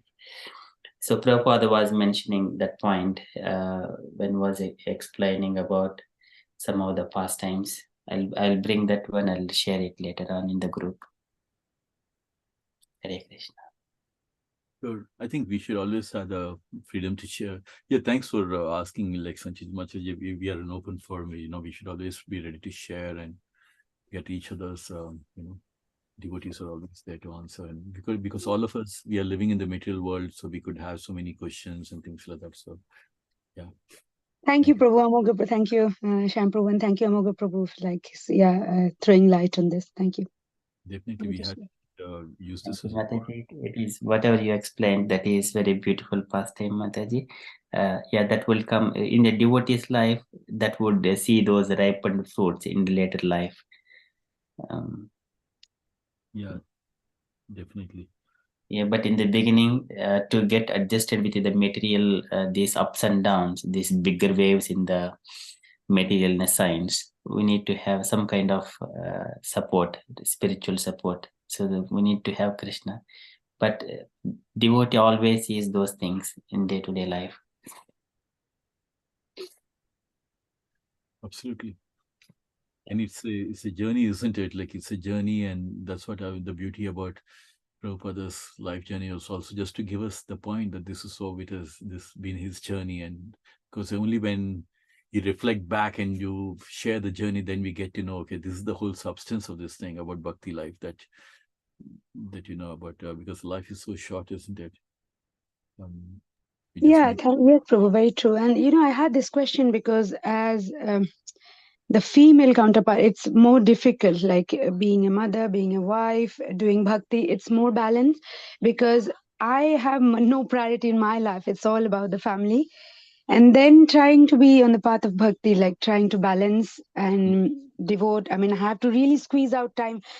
Of course, I don't have any external, outside socializing or anything like that. But most of the time, of course, sometimes we do a few times in a year, but most of the time we don't engage in such things. And even then, I find it like finding I cannot attend all the sessions. I get time to read is not like as much I would like. It's like because there's so much chores to do around the house all the time. Even now, like I was listening at the same time doing chores as well. So of course I can't put the camera on. So I mean it's not like in Amamuga that.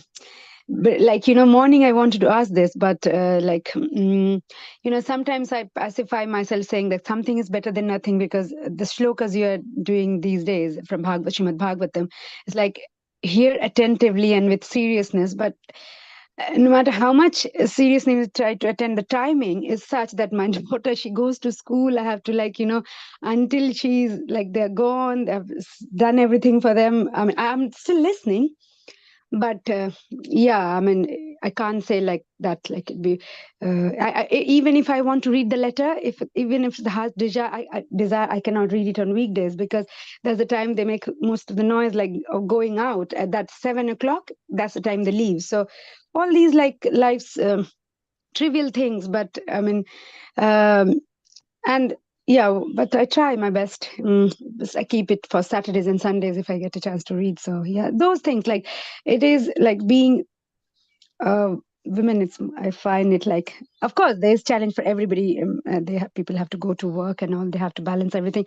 Many of them are doing it so successfully, but I mean, I find it as my journey, like still struggling to focus seriously and attentively, I would say. Sorry, Mataji, what was I couldn't, maybe I'm sorry that I could not follow your specifically. Can you recap your question actually? No, it was not a question, Prabhu. It's a reflection that, like, as women, it find it very difficult to balance, because there's so much of material responsibilities and chores around the family that sometimes when we say we have to listen attentively and seriously, maybe that's why, like, Prabhupada has written like women as like lesser intelligence class, like even if we have, but we cannot use it, we have to still keep on doing so many other things. So yeah, so it was my reflection, not a question, like just yeah. In the scripture, what it was mentioned, actually the conclusion of the scripture is mentioned, woman will be intelligent if they follow her husband, and her husband should be a worshipper of Lord Vishnu. That is mentioned in the Bhagavatam. So that is this is the best way. So nowadays, in this age, maybe it's not coming this point, because yes, normally if this does not materialize, then what? Like, it's not true for all the families. So yeah, I mean, yeah, indeed, that is true. Even some women become devotee due to her husband was not good. So that is why this is also Krishna's tricky. That is, sometimes the husband is not good, even sometimes wife is not good. Some become as a devotee because of wife is not good, or not other thing, or activity is not good. So in the family life also something different. Even though children are not good, sometimes they become as a devotee. So in the Bhagavatam is Canto 4, it was mentioned Canto 3. When I read, it was very nice, amazing. Many times I was mentioning, it's very nice to share such point. But Canto 4, you can find also how Prithu Maharaj, his son was Ben. He was not good. He was a demonic mentality. And at the end, he mentioned, this is the Krishna's mercy. If the children are not good, if the children are not favorable for Krishna consciousness, or they are very ill motive mentality, then it is also mercy from Lord. Because we can understand not immediately, it is also mercy. Sometimes when children are very good, that means it is attachment. So you can find in the Canto 4, this is clearly something, many things is highlighted in Bhagavatam. So whether this thing, everything is mentioned there, but we can understand which part we can link. So, so that is why it's not a question about women, or even also I know there is a lot of difficulties, even men also a lot of difficulties. But whatever difficulties, whatever we have limitation, that is Prabhupada. We have. I remember this song. This actually it's a bhajan, considered as a bhajan. When he left from Jaladut to America, he mentioned, "I am the doll, and why you bring me here? If your mission is, you can make your mission success or failure. It's up to your mission." So that is in Prabhupada. We cannot consider as a man or woman something other thing. So that is whatever the family life is, we can think a man or woman. Everyone has difficulties. Everyone has problem. So that is we can take it as a think about our Krishna, how we can live, how we can attach for this thing, for him. That is the main point. Thank you, Ratan Prabhu, Thank for sharing. you, yeah, Ratan Prabhu. Thank you for sharing. Yeah, it's And true. also, and I think as devotees, you all have to be compassionate with each other, because, like I was saying, like everyone is doing the best that they can to juggle between material responsibilities and spiritual life. And also among that, all of us are doing different services. Like Sanchit, you're helping in the kitchen, and somebody else is helping in some other way. I think we just have to be compassionate, and we're all trying our best. So all we need is good understanding among the devotees and just appreciating. And because as it is, it's a struggle. And if you don't get a pat on the back from our devotees and understanding, sometimes we feel, oh my God, like I'm just spending so much of time and nobody's understanding me, kind of thing. So it's always good to be compassionate with each other. And it is remarkable, actually, in spite of all these responsibilities, Sanchitji, that you're still taking time. I think Krishna reciprocates that's more than anything. For somebody to be a sannyasi and totally dedicated time is okay, but what about somebody who's juggling? I'm sure, like, my understanding is that Krishna really reciprocates and appreciates that more, because you're juggling in spite of your busy schedule. Yeah, I think Prabhu, Prabhuji, whatever Sanchita Mataji is telling, it's her humbleness. She is very, very, like, I appreciate and really appreciable her, like, efforts and service, and exactly how she is developing her family. It's really amazing. So just she is very humble. That's why she is telling like that. Yeah. But she is really doing very good in spiritual path. And any beautiful thing is like even the kids, the children, she's developing. Yes, that I am telling, that they are how they are growing. Yes, that's really beautiful. Not just you all, your families are inspiration. So please. No, I feel like, whenever we are nothing. like, whenever I see your children, Sanjay, there's so much of warmth. I feel like so much. I feel like as if like I'm meeting my children. Like, it's so beautiful when I see them, and so lovingly. It's not like you're just pulling them, but they themselves are so much into Krishna consciousness, and this is a beautiful thing. And following in your footsteps, and just also they doing their bhakti as well. What more can a mother give? You're just an inspiration, actually. This is what mothers are supposed to do, actually. But what they're doing nowadays is, when a child is making any noise, they give them an iPad. If they're making a noise, give them a smartphone. Or if they're feeling hungry, give them a pizza. But not that, but you're just, getting them into Krishna consciousness, and they are feeling so nicely. They're doing the bhakti, which is remarkable. I wish many people would follow in your footsteps, Amazing. Sorry, I'm just cutting on. No, it's really, you added the most important thing. Really, we appreciate. And the children, how they are, like, in this age, especially Prangshu.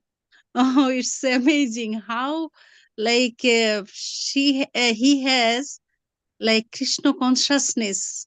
So it's amazing. It's not like from this birth, from his previous birth. It's good karma.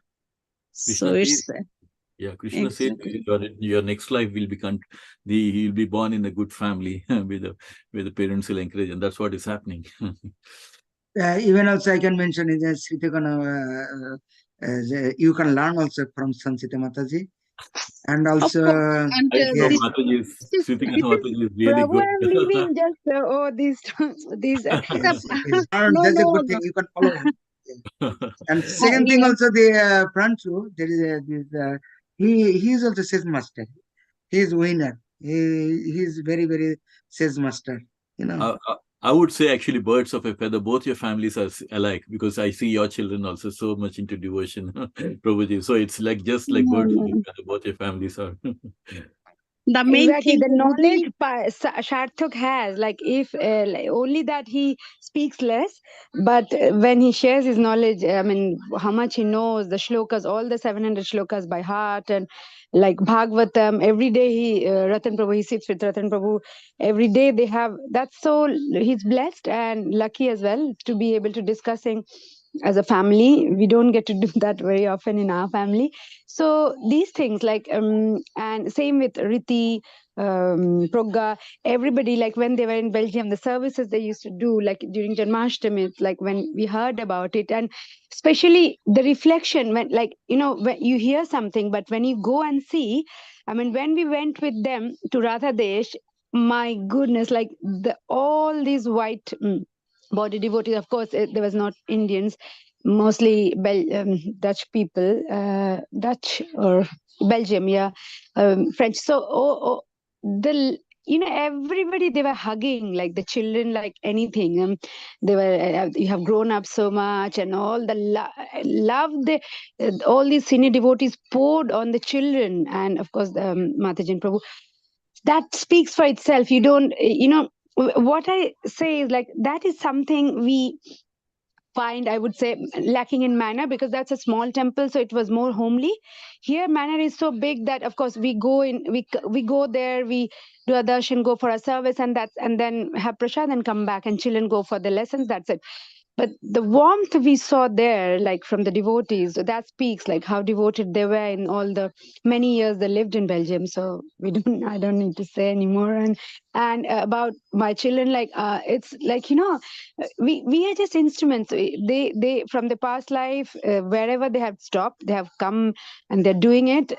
In fact, we got a little bit of inspiration from them, and it's not the other way around. So they have done our awakening in us. So I would say it that way, and not us doing anything much as such like other devotee family do. So yeah.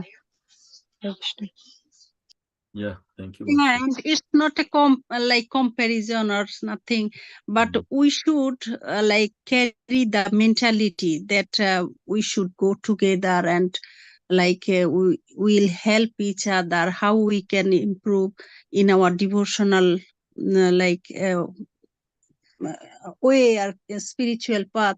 So it's very necessary. So, and this is like we are cutting the materialistic family friends, and we got together in our spiritual, like we should develop our spiritual family, and we should maintain in real sense, not only like we are devotee and we are going there, and like we should be as like connected as the family. So that is the most important thing.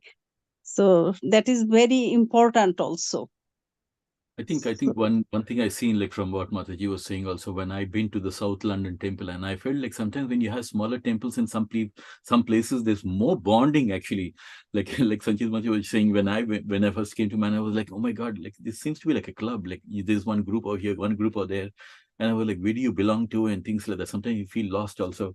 But when you feel in some other places, there's so much of close bonding. It's a small temple, but there's so much of beautiful bonding and things like that. So I think, like as you said, Smriti, the most important thing is as devotees having a wonderful, support and being like good friends and supporting each other.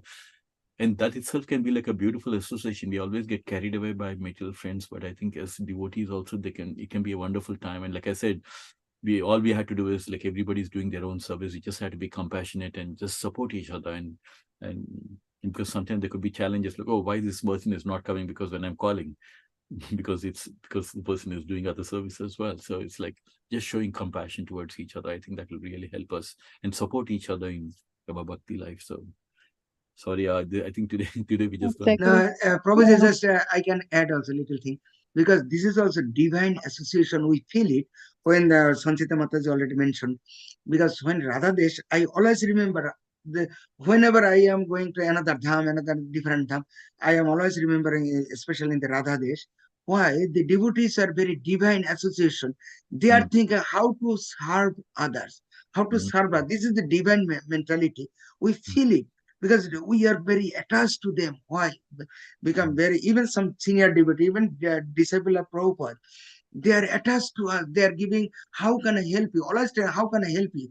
Never think about how to take it. I mean, like I said, they don't need anything, but how to serve you. Even they are coming to us, how can I help you? How can I help you? Different way.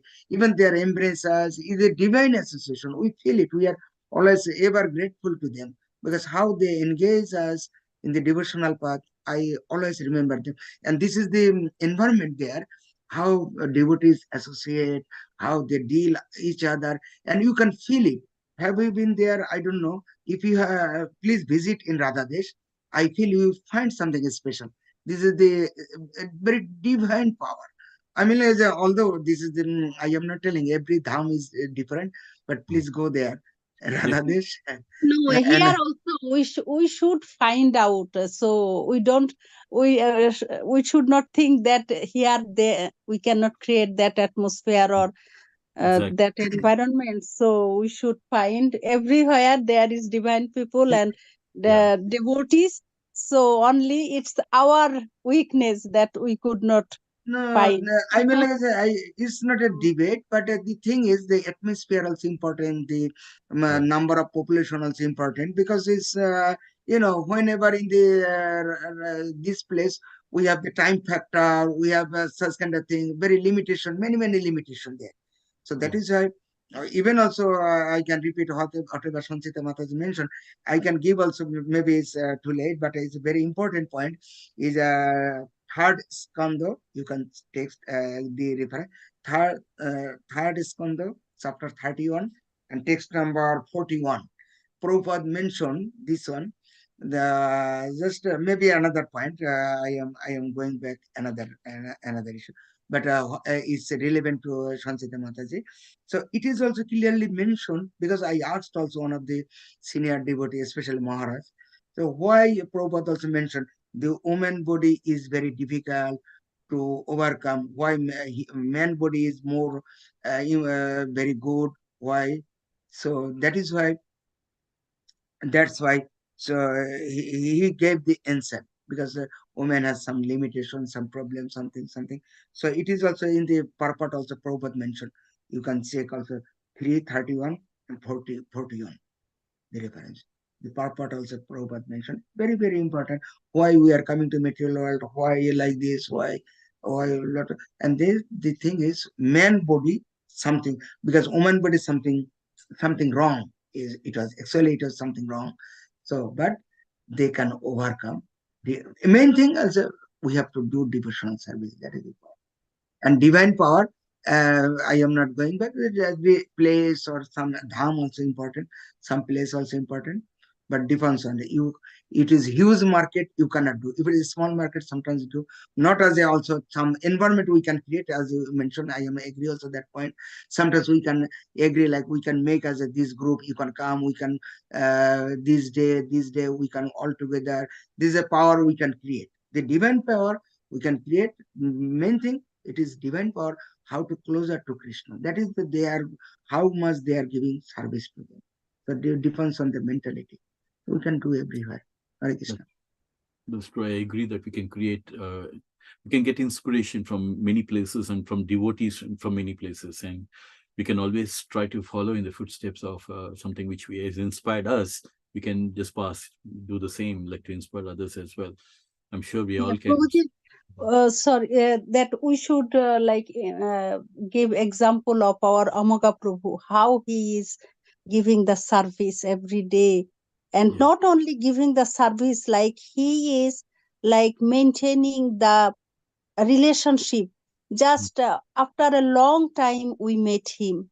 But since he's from the beginning, how he is creating the net, unseen net among all the devotees.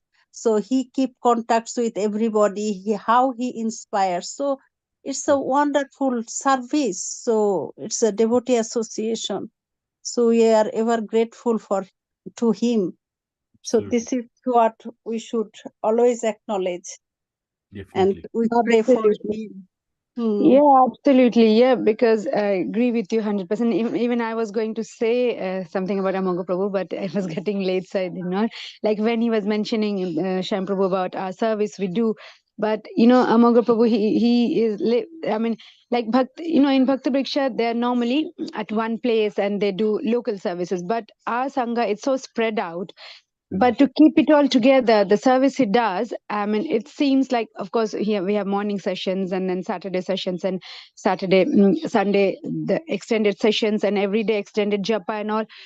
So he's balancing all that with his material life and exactly as Mataji said, keeping contact with everybody, like, I mean, asking about the well-being and doing all that. And he's, with Krishna's mercy, he's now able to do service in Chad as well. So like Krishna always reciprocates. So it's like, what should I say, looks very implicit, like because he is not present physically in the temple, but his service goes beyond words. Like we have no words to say, just Absolutely. I mean, it shows that if you have the determination and you have that motive to be in Krishna Bhakti, there's so much that you can do from wherever you are. And that shows actually, Amaga Prabhu has been such an inspiration to learn from Bhagavatam, especially whenever I listen to him from Bhagavatam, and every time we meet, he's always adding nectar, giving examples from Bhagavatam and all. That's what, I mean, the contribution is immense actually. So we are very grateful. Always we are grateful. That is why Kanseta Mata is just not as a word criticizing, but the point is balancing. Balancing sometimes we don't know. Balancing sometimes to think about it, but we have to. The main balancing is, what is the balancing? This simple way we can discuss many things, but the main point is, make it short. Balancing is minimizing is material life, maximizing spiritual life. That is the real balancing. But we can think about many things. Okay, he's doing balancing, he's balancing, but this is their conclusion. We can minimize our material life. Maybe we can do other song. We can spend our time other purpose. Many things. We have TV program, television program, many other things. But we have to minimizing material things, maximizing our spiritual thing. I am learning this point. This is a very important thing. So as much as we can do that, then even also Sansita Mata is joining here, giving time here, but she can do other things. She has other activities. She has many things to do, but she is giving us something prioritized. How we can prioritize something, that is the main thing. Absolutely. Amoga Prabhu, like, it's Krishna's gift to us, I would say, in a way that we have done some sukriti, that he's there to look after the group in such a nice way. It feels transcendental. And yeah, as I was saying, like, we all far away from each other, but still feel so connected. So that bonding is not easy to create. So he's been able to do that so consistently. Of course, it started by Saurabh Prabhu. We should not forget him at all. He started and it was his initiative. I mean, so nicely carried on by Amoga Prabhu. Absolutely. Thank you so much. Thanks, everyone. Prabhuji, just maybe I before going, Shashi Prabhu, he is joining. Still, are you here? Are you here, or Shashi Prabhu? He is joining from India. Yes. You mentioned. I think he is from Vrindavan now. He is in Vrindavan. I don't know whether still he's there. I don't know. Anyway. Yeah. Thank you, Prabhu. Hare Krishna. Hare Krishna. Thank you very much. I really appreciate even Shashi Prabhu for joining us from there. Amoga Prabhu, Ratan Prabhu, Sritika Namatji, Sanchit Ji, and Anil Prabhu. Thank you so much for your wonderful association. We'll again meet next Thursday. Haribol, 3 loud Haribols for the beautiful nectar you share. And, it feels like a bit nostalgic that it's like, We are finishing Damodar month, and we heard last Damodar Aarti from you today, so that was really nostalgic. Thank you. Thank you, Sanchit. Yes. Let's Shall also we Hari please Bol. unmute? Hari Bol. Hari Bol. Hari Bol. Hari Hari Bol. Bol. Thank you, Prabhu, Jai for Am. wonderful Jai us. Jai Feel so humble. Shambhavati Jai. Vanchakalpatarubhyascha Kashindabacha. Hey, Vacha Patitanam Papanatma Vaishnavabhai Namo Hari Namo. Namo. Hari Bol. Hari Bol. Hari Bol. Hari Bol. Jai. Hari Bol. Hari Bol.